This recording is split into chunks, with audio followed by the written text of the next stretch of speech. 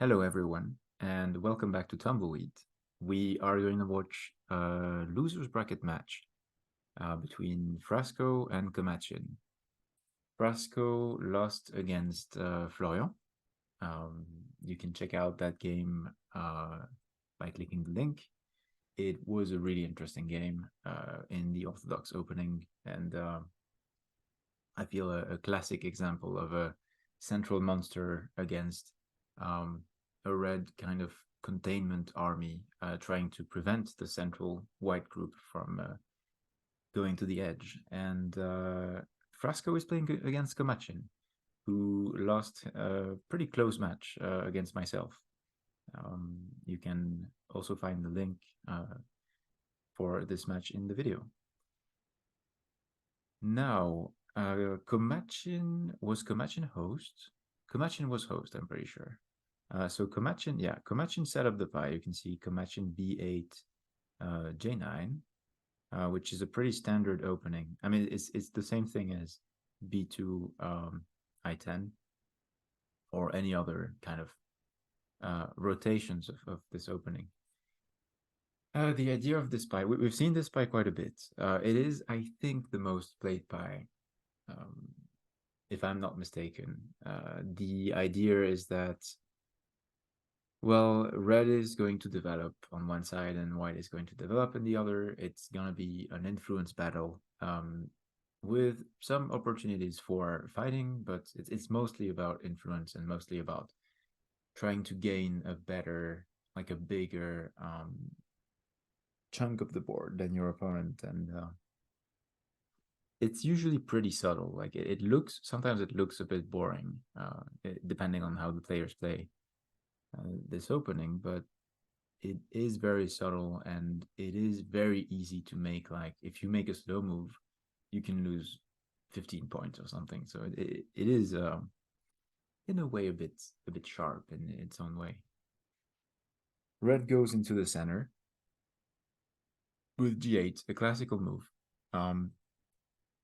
trying to gain access to the center, trying to make it so that red is not too low, because red starts from a low position. So expanding from this is sometimes a bit uncomfortable, which is why red play here. In the game we get something pretty interesting, but I'm gonna get to that. Then white plays c2, which is pretty far. I am expecting, honestly, like in this position. Wait, I have rotated the game somehow. What did I do? It's okay. We get this, then center, and then we get c2, which is pretty unusual.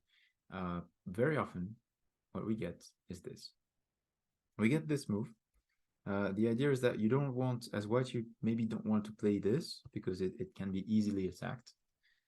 And this is a bit uncomfortable.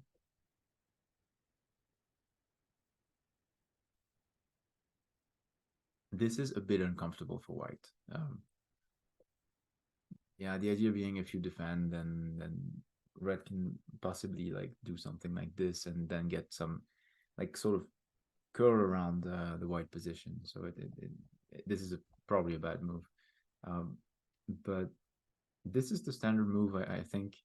This is also playable, but like also pretty standard.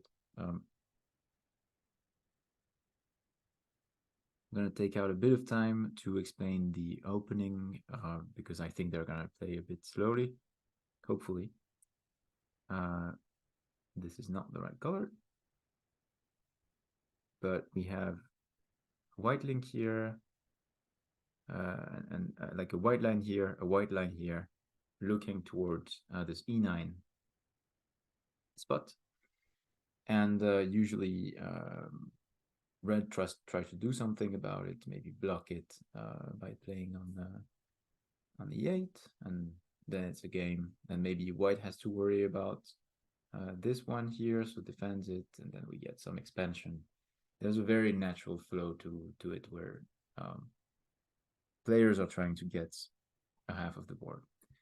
In the game, we get something pretty different. So we get c2, which is pretty far. And then we got something a bit interesting. Now, the thing is, if white plays here, then I'm pretty sure that so this can be attacked, and then you can cut with an attack as red. That's a pretty cool shape, and it happens pretty often when you. It depends if this one is safe. If this one is safe, then you're fine, and if this one is not attacked by a second thing, of course, it's playable. You play at a distance of 2. So like, well, let's say you have this spot here, empty spot, the cutting point, and then an empty spot. And when you have the symmetric thingy, then white cannot play here. Yeah, so then white did not play here. And white chose instead to guard this g6 point. Now, if you want to learn more about the like guards and cuts and these kind of tactics that shape the game, there is a really nice document written by Alec on the fundamental shapes of tumbleweed, and I will add a link to that so you can go check it out. What I'm expecting to happen is, okay, so red can steal the point. So the idea is to take control of g6. So white took control of g6, which is the cutting point of these two links. And maybe red could play that. What did Frasco do? Red indeed did play that. And then white attacked it. And then maybe red played a 3. That makes sense. That makes the most sense. So now red takes the 3 and severs the connection of the white link that was here. And now this is not a link anymore. This one is isolated. So white has to figure out what to do. Taking feels like a good move. You can just see with the influence that it actually does a lot. It actually does a lot in terms of erasing some moves for red. Because red had a 2 here, or 2 here, or even a 2 here, even though it's a bit low. But this line was kind of influential, so it is reasonable to take it away. And now red has some troubles accessing the right. Red can expand on the bottom, but like the right is more firmly into white's control. Now, I think this is a good move by Frasco, trying to trying to expand to the bottom area. Now, the answer by Komachin is, I think, a good answer. What can you do as white? You can play here. Oh, no, wait. Why do I always want to play these moves? I mean, hopefully I wouldn't play these moves in a tournament setting where I have time. But this is a bit troubling. So you have this shield. You need to protect this one on G9, J9, sorry. You have this shield, which is not great because then you walk into a double attack here. So let's not do that. You have this shield here on I8, which was a possibility, I think. You already have this line as white, so maybe you don't need it. So shield selection was probably good by Komachi. And this too is actually pretty safe because of the neutral here. So it's not going to get attacked. Even if red has a stack here, this too is still pretty safe for now because of the neutral blocking potential red attacks. See the game between Ale and To the Second for an example of the neutral being helpful in that way. Then we get a move here, which is an attack on this one. Now, I think this is a good move. The potential problem is that it attacks a one that is defended twice. This one on J9 sees H7 and J7, so it is defended twice, which means that white can parry. White could potentially play that. Is that what white played? It is. So then it is a counter attack. It defends this spot here on J9 because uh, it adds a third line of sight on it, so red can play a 2, but then white can immediately recapture with a 3. For well, if you're a beginner, you can check out like for examples of parries and shields, and some basic explanations that are really helpful. You can see the video in the link on Alex's YouTube channel about basic defensive ideas.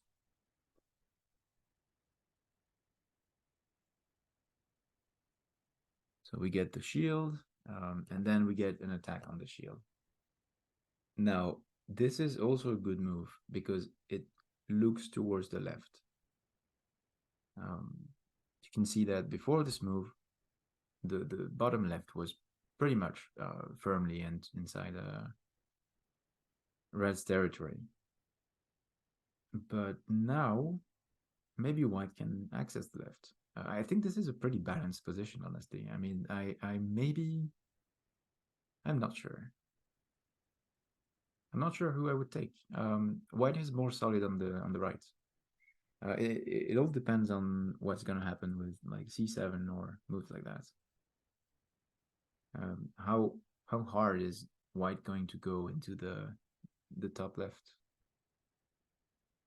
But it is a decent position for red. It is definitely playable on both sides. So the game is not like wildly swinging in one direction or the other for now. Now maybe there was a cool move. I would be tempted to play that. I would be tempted to play this move here to attack I6. And then the idea is that by doing that, you close the line into the bottom. You close this white line. And you also reinforce a little bit J11, which is going to be attacked after the capture of this. And then maybe, so either you play a 3 here if you really want to. I mean, of course, like, I don't think white should do that. Well, I'm not sure. But I think this is good for red. So, but okay, let's say this doesn't exist and white takes, then you have a parry. So this angle is pretty solid.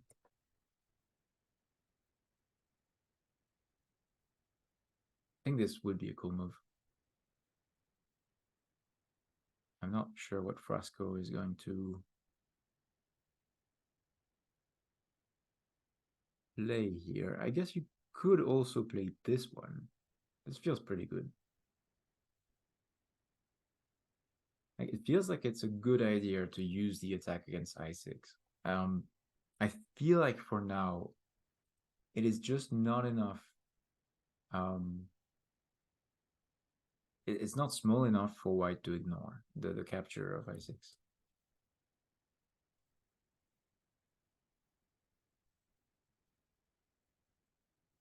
Okay, so I got a little bit mixed up. So I have to redo like just 1 minute of my commentary. I thought that in this position, red played I11, which I think would be a good move.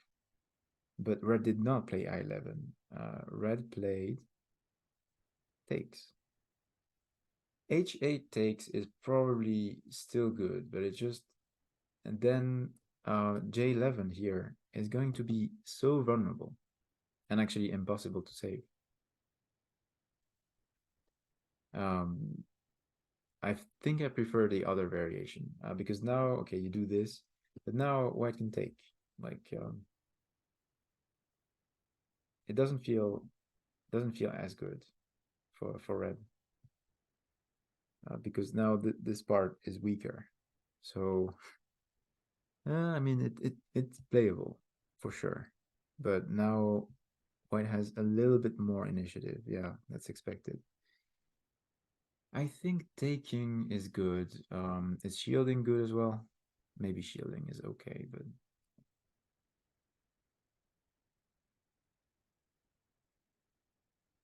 I'm still wondering, wouldn't it be better to shield here?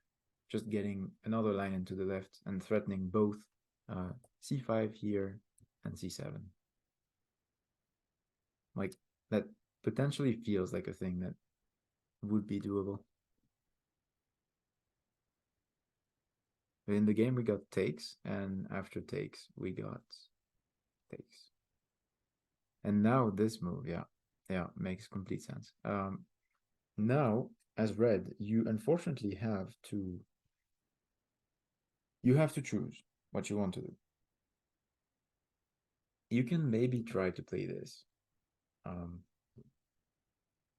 but it feels pretty bad giving up the left after how tight red had it on lockdown. Um, well, what is going to happen? Well, for sure, yeah. This happens, then maybe you can play. You can maybe play this. Like if you want to keep control over this area, you have that. Now the problem is, of course, that you're gonna lose this three, but maybe it's okay because if white attacks the three, then you have moves like this one, um, like this g5 to try to close off some things. I do think that this is an unclear position, maybe a little bit better for red, but the twos would be a bit vulnerable from behind because this two is attacked twice and this two is attacked twice. So I don't really know if that's the best approach.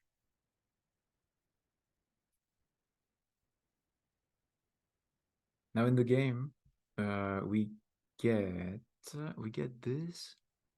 Yeah, we get this move. Okay. Oh, but that's okay. I think that's a bit greedy by red, but maybe it's fine. Maybe it's fine. What am I saying? I don't know. It's just like instinctively, I don't know why. I would prefer playing this thing. I mean, I know why. It's just I'm worried about this line of sight into the top left. But okay, we'll see what happens. Then Komachin took, which is really big. You can see it in the influence. Now it's very hard for red to get anything on the left, on the bottom left here. You can get points here, but it's just there's so many holes. It's I think white's position is much more solid. And this was maybe a strategic mistake by red to prioritize this side instead of the bottom. Um, like taking the neutral was probably a mistake, like a small mistake, but now the dynamic in this around this point, which was kind of a uh, pivot of the position, it like a pillar of the position. Now white is completely solid and completely in control of this area. So we get this. Then I think this is good. Yeah, trying to shut off this line here and trying to gain some hold, some more concrete hold of the left, just making sure that there's less problems that, well, you don't want to have in your area. Now, I think this is also where this line is going to be a problem in the later, and you would prefer h5 to be on g5 um, for defensive purposes. Now we get some pretty standard exchange where you just have a possibility of playing a two, and you're not going to have it forever. So you take it before red takes it off, because this one is going to be much harder to use after red plays here or here or here. Just blocking this line here is going to happen at some point. So white takes that. It acts as a good like anchor point for connecting this white group to the left side of the board, and red answers in a very natural way, cutting off the link, because if if white could get twos here, it would be way too much. Like any move feels good. Like you can even get a 3 here and stir up some trouble. It would be too much. So we get this, then we get a 2 here. Same idea. It's the furthest shield from c2, making maximum use of c2. I think this is very good by Komatchin too. Just use the c2 stack before red can get rid of most of its potential. And now we get this move, which is a very clever attack. It has a dual purpose. So the dual purpose is that there was a red link. Oops. There was a red line going into here, and even though white is more in control of the bottom left now, there was still some potential that red could play a 2 like at this spot and try to contest. And I feel like this solidifies the bottom left a lot for white. Now, of course, red probably has to defend. I think you could defend like this, just getting the line into the top right to potentially deal with some move like d2 a bit better. I'm not sure. This is really where I think we're gonna see the problems with this. Yeah, and in the game we get that. Okay, I mean not that, but we get something pretty similar, where after the shield, Komatchin makes use of this line going into the bottom, into the top left, and plays this. This is also really good shape because you have a 1 here and a 2 here. And these are not facing each other. They're kind of a hex bridge away, like this shape here. And they complement each other really well because then you can play a 2 here, you can play a 2 here, oh, sorry, a 3. And you can play a bunch of higher stacks here. You can even play a 3 here. And these shapes where stacks don't see each other but are near each other usually work really well for defense and like making a strong group, which is what Komatchin wants to do because there's a lot of red lines because this is an invasion. So I think this is really good shape by Komatchin. Now we get an attack. This is a clever move. This is a clever move. I am expecting something like this. Like this would be a good counter attack, maybe. Oops. Yeah, I feel like this is maybe what you want to do. The problem is, you know what? Maybe red is connected now. That's yeah, definitely red is connected. Oh, but you can pay. Well, I think Komatchin has to be careful. But yeah, this is the most natural move. This move here by white is a shield against the attack on c7, and it also counterattacks on the right. So now red probably has to defend, but I think red has a good defense. Like this is a good shape move. The idea is that you want to get a link here if possible, so that you can attempt to connect. Yeah, I feel like this is not the right direction of play in the game. But maybe this link is gonna be useful later. It's just I'm not convinced. I think this move was better, but maybe there was a refutation.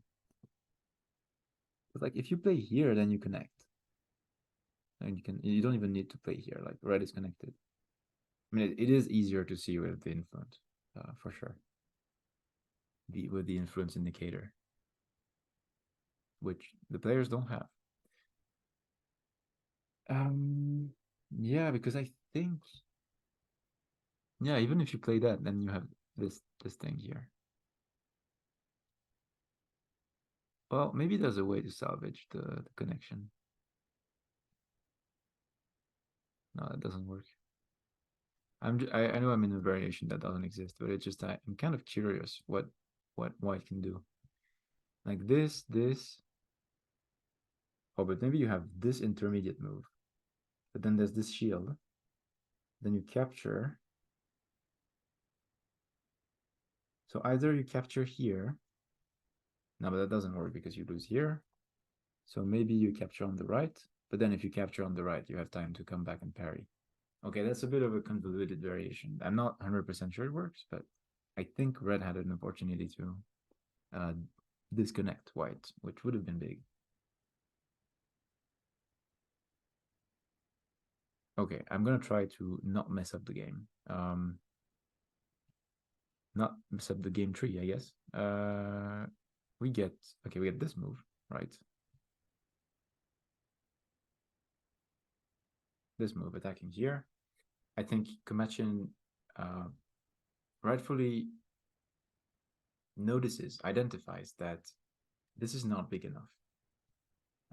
And if red takes, you probably don't care. Like you probably have a move like this to deal with it, and this capture was bigger. So Komachin takes, and after takes, yeah, then you have this move, but now it's not big enough because you don't have. Yeah, yeah, because you needed to play it a bit earlier. Now this doesn't disconnect, and white can come back and play on the right to defend. Because I don't think this disconnects. Wait, does it? It's complicated. Okay, here maybe you shield. Wait, maybe it does disconnect.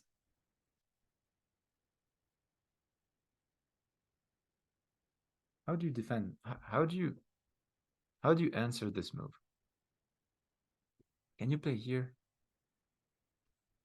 Like this is connected. Ooh, that is sneaky but not correct, I think. Um, I think the connection is more important. Well, I mean, I might be wrong because I didn't see that G10 was still a threat for red. So this attacks this one, but then you induce the nice shield here, and now I really don't think that you have a way of, yeah, you can just, now white is connected to the left. Yeah, I really feel like here, instead of this move, you have to play this. Just taking control of the right squares, right hexagons. And if white plays here, you can just play here and gain control of this crucial G9 spot. And this is a 3, so it's going to hold. This 2 is going to hold because it's in a line. It's not attackable from the side. This 2 is also going to hold, most likely. You can reinforce it. You can attack on the right. So this was probably the correct way of playing. But we get this. Okay, we get that. We get this move, which I like the shape. Like honestly, I like this shape. Might be a bit of a personal preference, but I think this shape here with two parallel legs next to each other is pretty hard to cut. Now the problem is this is a 1, so maybe it's gonna be easier to cut. And also like, well, okay, I guess now white can just double attack, so maybe it's not as good. Is that a thing? Maybe it is. I don't know. Maybe there's some tactics. But I feel like the position is just too like the links are just weak enough. Like I mean, maybe not weak enough, but like they're too weak, and this shape doesn't work. But I like the shape. I think it can be attacked pretty serially. Maybe attacking it like this would be a mistake. You get a 3, and you can always threaten like some things here. Maybe I don't I don't think you can connect, but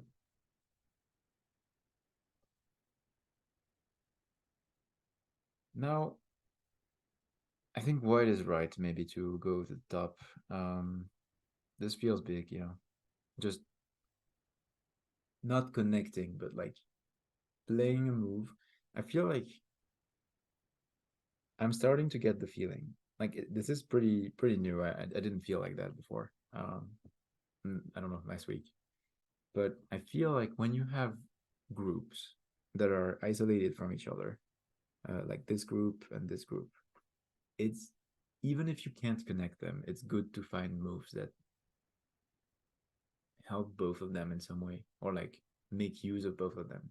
And these twos on the side are usually a good way to get two links, so this one and this one, two links that you can then use later and maybe threaten a connection or do something that helps the safety of both of your groups. So I like this move. And I think it's also potentially bigger in terms of points than trying to attack the bottom. But attacking the bottom is going to be pretty big at some point, I'm pretty sure. So probably white is going to come back and do that. This is also a move that uses two groups, but I don't know. I think this link is a little bit like weak. I don't know if maybe red has to worry about I8. Yeah. White, sorry. White has to worry about I8.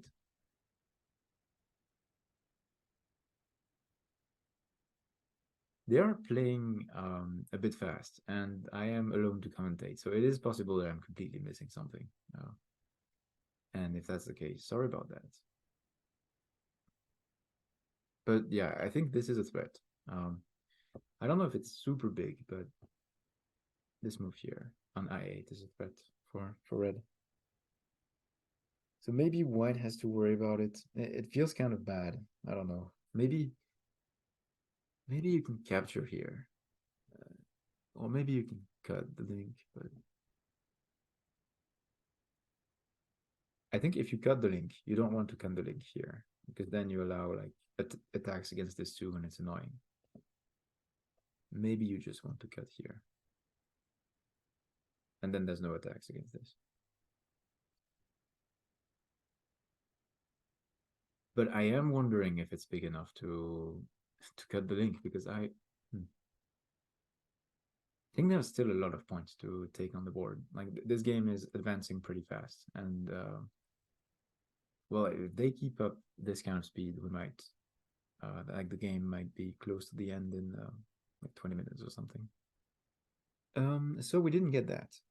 We didn't get what I thought. We got this move, which is attackable. You can play this. Now the question is, do you want to play it now? Maybe not. Maybe Frasco is right. I think Frasco's idea is interesting. To cut off this link here, because I guess white has some, yeah, white had some threat of playing, well, let's say, okay, you play, I don't know, I just want to play a passive move. Maybe that. Then white can play a 3 here and try to get something on the top side and be annoying towards this group, which is a little bit floating. Like it's really strong, but it wants to, like this red group here wants to expand to the top. Uh, so you probably need to do something about this. So red plays this, severing the link. It also takes control of J4. And now I feel like red is connected to the top, which is good. White has this move, which attacks the 3 here. You probably want to defend that, yeah. It's good to ask yourself the question if it is necessary to defend. Like, is it necessary for red to defend this 3 stack on h8 in this position? I think so. Because if you don't do anything about it, then the capture comes with a double attack. Admittedly, I missed this attack by reading, but this is already bad enough. Like, your central position is completely crumbling, so you have to defend. Okay, now Komachin plays this move, which is also an attack. And actually, you can see with the influence that it's pretty big for the top left. Maybe Komachin can get a sizable amount of points in the top left. In which case, I think Komachin wins the game. So Frasco has to do something about it. Do you defend? Like, do you defend this? Maybe you do, but it feels terrible to play this 4-stack here. Like this is one of the. I mean, it is not Frasco's fault. I mean, I guess it is, but like it's not a. I don't know if it's a mistake. It's just like unfortunate. But this is one of the worst saves that you can make in Tumbleweed. This I don't know if it's the empty triangle of Tumbleweed or something like that, but in terms of efficiency, this is really bad. Um, but it is a result of the wide attack, and I don't know if it was avoidable because I don't know if you can ignore that. Like if you try to play like a 3 here, then taking is annoying. Maybe it was fine. Maybe the better move was to ignore. That's maybe something stronger. But it's just this is a very inefficient shape, and you just get a couple points, and white gets to close a bunch of lines in the top into the top left. So we get the 4, and then we get the 2 on the 8 by Komachin. This 2 here is also a really good move, as you can see, because it's just so much influence. The top left is so big. There is no way that it should have grown this big. And this also like actually I think it spells disaster for this small red group on the left. I think this is too slow. I think this is too slow. The idea is not bad. Like the idea to use this group, that this group is doomed. Like I don't think you should spend moves defending it. Maybe you could try to play this, and then I don't know. Feels very dubious. No, it doesn't work. I'm saying this doesn't work because there's that. So I think it's not. I think it's not a good idea to defend the group on the left. So this is a decent idea, but I think it's too slow. Takes. Then what do you do? What do you do? As red, there's a big problem. You are spread over the entirety of the board. So you have several groups, which is always something to be mindful of. Um, It's also interesting to notice like how Komachin's c2 is really helping hold his position because f4 is defended here. Sorry, e4 is defended here because of this c2. Now, maybe red can jump in.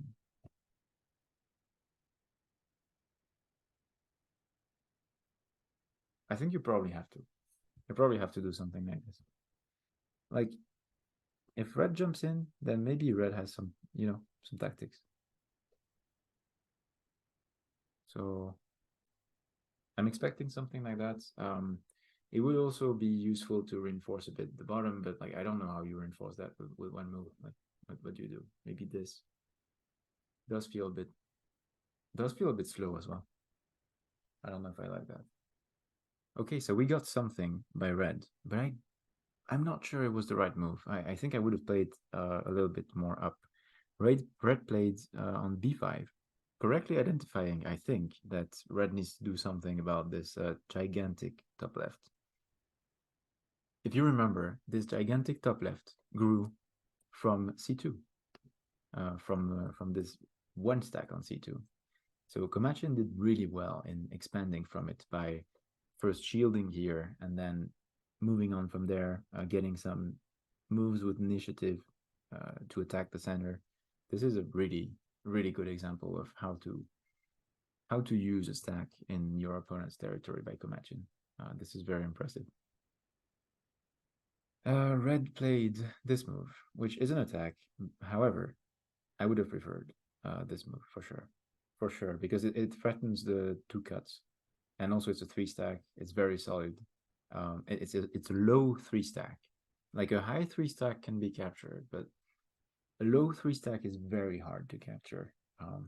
Unless you're absolutely like surrounded kind of like on both sides. Um, so we got this move, and then Komachin found, I think, the best answer, just playing here. Now, this is probably very bad. I think, as red, you don't want to think too much about losing this two here. It doesn't matter. I really don't think it matters. I think you have some potential tactics that you can try to use. Like here. That might be a move. Like, do you? Yeah, you have this actually. But then it's complicated. You can capture this too. Okay, I don't know if I would have seen that without the influence. It just because this spot was available, I was like, can you do something? And I think you can. Like capture to get rid of nasty things here, but then you have this attack, yeah. And I don't think you have a good way of dealing with it. Except for that. Like what do you do? You can't reinforce because then you're gonna get captured. I think this was potentially a good idea. But it is not what happened in the game. What happened in the game is this move, which is similarly trying to use this stack to attack this 2 here. Now, what am I expecting white to do? Maybe playing here. Simply playing solid. It also prevents like this move later. But it depends if you see it. Yeah, this shield is actually also a way of preventing this move later. The thing that I don't like too much about that is that it does allow this move with initiative or this move with initiative. And then maybe take, and then, I don't know. It's just, I'm thinking that red can get something on the bottom because of that, but maybe I'm being too worried. I'm not sure. I think I would have played the 4 stack instead, but this 2 stack is also good in removing the potential of for d7 and also completely capturing b5. Like, what are you going to do about b5? You could try to. Well, you do have a double attack. Okay, is there a way of dealing with that? Maybe you play 4 stack here. Do you care about that? Probably not.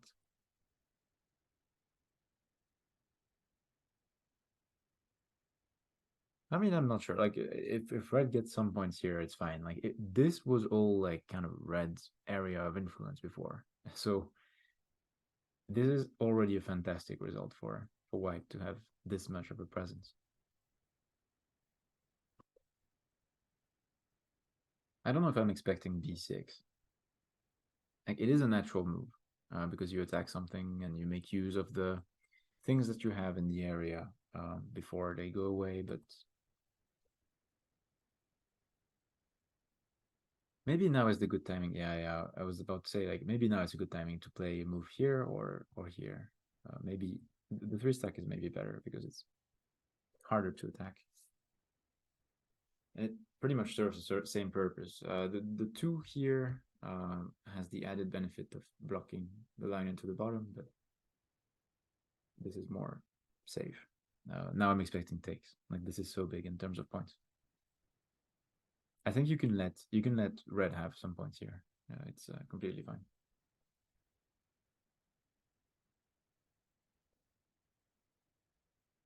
I think we got an interesting game in terms of like this is completely winning for white. So I'm expecting a Comanche victory, but we got an interesting game with some I don't know, some pretty sharp ideas and some really good use of some really good invasion by Komatsu. This was an invasion. That's absolutely insane. This goes to show that if you let yourself be attacked in the way that the red center was attacked, um, and you're forced into making something so inefficient, uh, it really can completely um, throw the game. Kind of not throwing the game, but it can completely decide the game. I think probably some attacks were ignorable. I'm not sure. Like there was one attack against the stack here that was, I think, a bit hard to ignore. Maybe you couldn't let this one be captured, but the next one maybe it was bigger to try to disconnect white than to hold on to 3-4 points in the center. Now white is connected and completely safe. When you want to connect, um, if your connection is thin, it's kind of okay. As long as it's like 2 or 3 hexagons thick. Because the thing is, if you have a really thin connection, like maybe just one snaky thing that goes in between two opponent groups, then you actually need the things to be something insane, like 4 stacks or 3 stacks in a very specific position. But if you have some volume here, like some thickness, then it's completely fine if your stacks are 2s because they're not going to be attacked. Even though technically a thin shape is less efficient at making points than more like voluminous shape. Um, if you just want to connect, it's completely fine.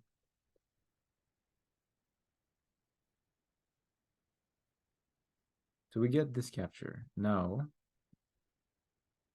did I miss some moves? I did not. So we got the capture on b5. Now, what do you do as red? I am really not sure. I mean, I am really not sure that it's salvageable. I think if you want to gain the most points that you can, you could try to get points in the bottom of the board, but you have to be careful. You can try to make something on the right. Like there was this move that we looked at before. I mean, I looked at. I'm commentating alone today. But yeah, this is a move that I looked at, and it might be playable. Um, Problem is you allow this shield, maybe. I'm not sure. I'm not sure what you do about that because you don't want to further like hurt your top group with as red. Like it has already shrunk in potential tremendously. Like you get, I think red got only like a third of the points that red could have gotten. If red found a better way of dealing with c2. I really think like this h5 on g5 would have been safer. Also, maybe just playing below the white stones earlier. I think red waited a bit too much to play a move like b3 or b4 especially, like the 3 stack that I was looking at before. Just try to get in the middle of the invasion and try to, because when you are invaded, you want to use your strength. So you're invaded, which means that the opponent is going to be in the middle of your area of influence. So you're going to have, so for red in this position from before, you had red stacks going this way and this way. So you have to use them. Red lines, I mean, you have to use your lines that come from your stacks. And if you plant something in the middle of the invasion to fight, you have a really advantageous fight. But if you wait to fight, then the opponent can reinforce and can build a nice position, and then it's too late. And then it's too late, and the more you wait, the more the fight is going to be hard if you want to fight in it. So trying to get aggressive with invasions is I think, a really good idea. Like, not let your opponent um, have an easy time solidifying.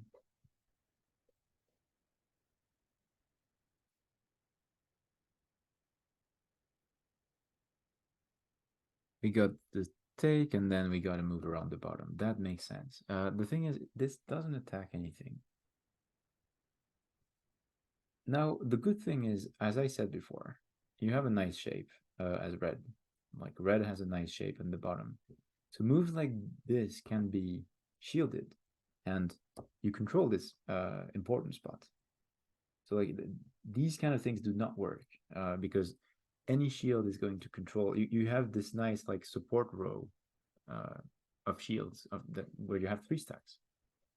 So I don't know if white can be super like blunt.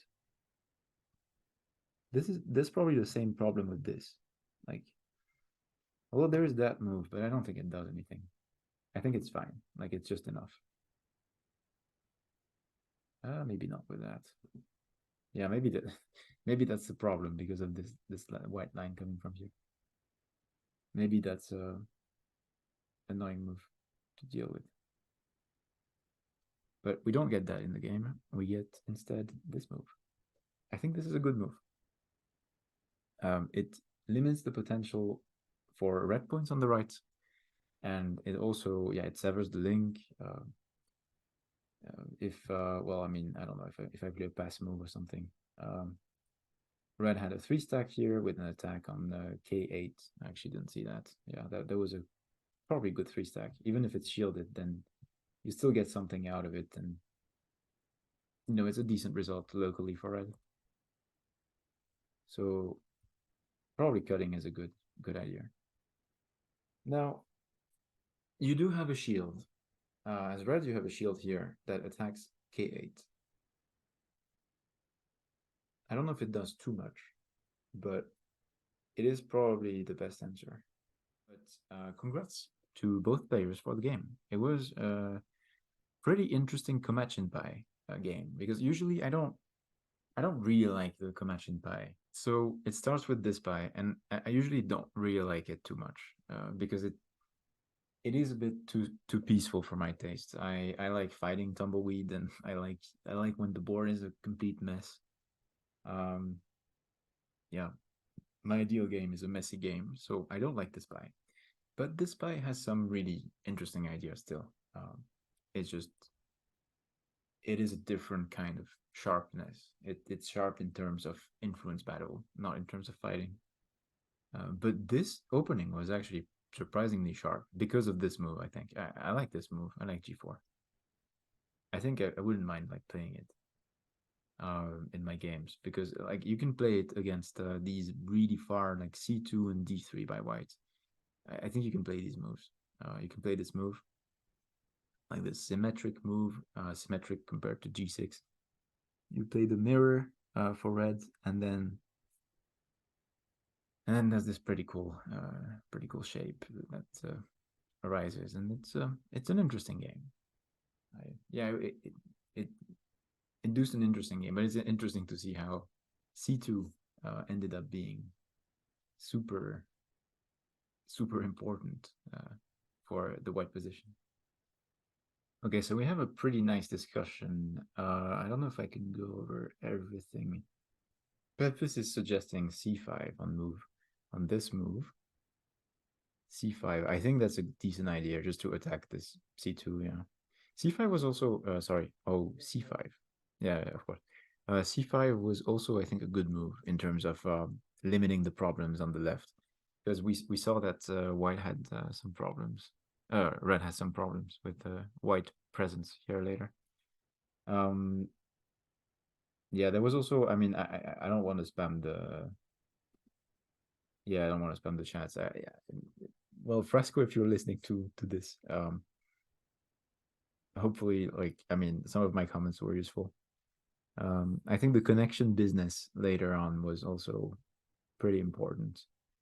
Where was it? Around this area, yeah. Instead of this move, you can play on G10. And then I think you're connected.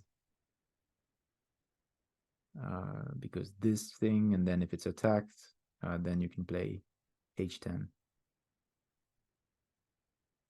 Other than that, what did Burns say?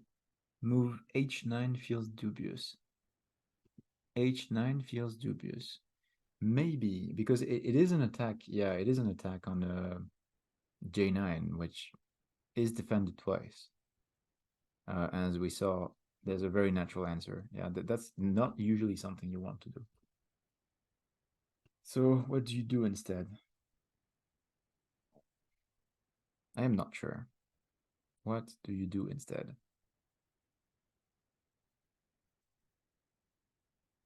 Maybe the position is a little bit like thin for red at this point. I mean, I think I did say that. I think red had a good position, but white is way more solid on the right, and red's group, red's sort of zone of influence is going like this, like a sort of concave shape. So it's very good at. It's very good while you have the initiative, but then if it gets attacked from behind, it's actually pretty vulnerable because by nature, this shape is pretty bad at defending. Whereas a shape like this would be much better. But it's a trade-off. Um, I think, yeah, I think this was an interesting game, and we got a nice spread at the end. We get a really impressive showcase of what Komachin can do with just one stack, just one stack that kind of blossomed into a nice like sizable group. I don't know if you can call that a group. Like it's almost a quarter of the board. I mean, not a quarter, but like a sixth of the board. Yeah, well, that was pretty good. I'm looking forward to the next matches. Komachin, so Frasco is eliminated. Congratulations to Frasco for his nice performance in the tournament. Actually, I feel he played a really good game against Florian, and this was also an interesting game with interesting ideas. So until next time.